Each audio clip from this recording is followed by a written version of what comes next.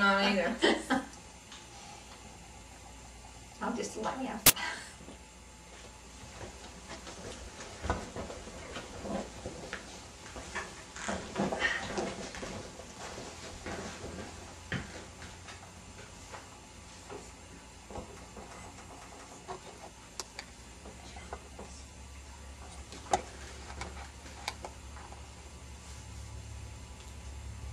Welcome, thank you for coming. My name is Ronald Eric Morris, and we're going to talk a little bit about a great man. His name is John Wesley. Who is John Wesley, and how has he impacted your life?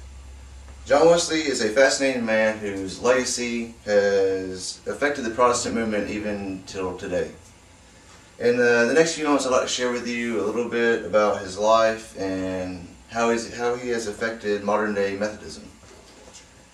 John Wesley was a fascinating man. His life was a spiritual journey from the very beginning.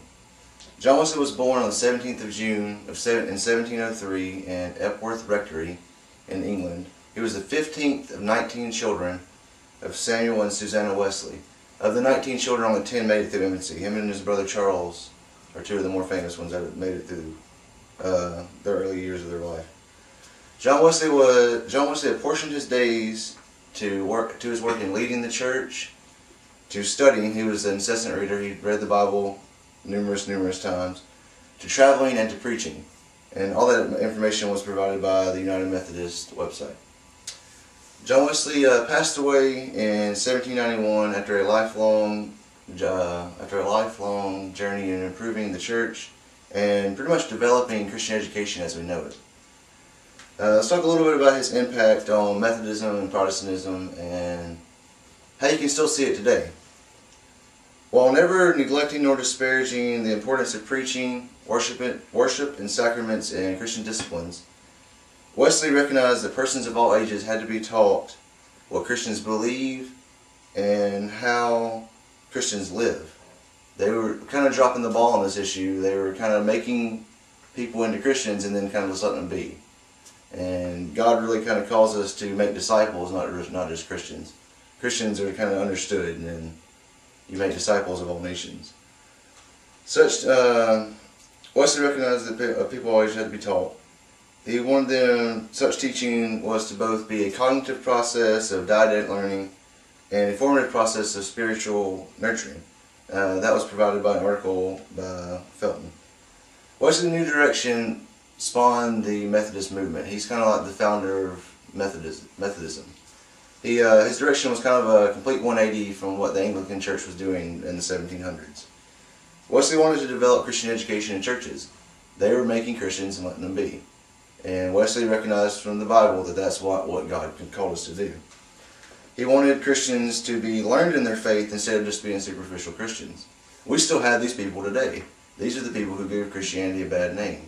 They're your hypocrites who are Christians on Sunday, and the rest of the time they live their worldly, secular life and have all the fun that they could possibly have. That's not what we're called to do. Wesley instructed his preachers to not just preach, which preaching the gospel is very important, but they were to teach the congregations in the ways of Jesus' teachings. John Wesley was not just concerned with the education of adults. He was also focused on the education of children and youth, so that the generation would grow up educated in Christian belief and not have to have this dramatic change in their life when they're mid-20s. He saw that you could teach somebody something at 5 that you could also teach them at 25. Much easier lesson to learn before you have lived your life. So he kind of is our founder of our Sunday school programs, of your discipleship classes, your Bible studies, your small groups. He's made this impact, and we're still reaping the benefits of it today. I know our church personally does all these things. We have discipleships, we have Bible studies, we have small groups, we have a great Sunday school program. And we would not have any of these things if it wasn't for this man. We would may not even be in church at all, because I don't see how faith would survive without it. John Wesley reaffirmed the ancient injunction that Christians are made, not born. So that one time, Christians are made, not born. You're born into sin. You're not born a Christian. You don't just magically become a Christian either. You have to accept your faith, then you have to develop it spiritually. You have to cultivate it.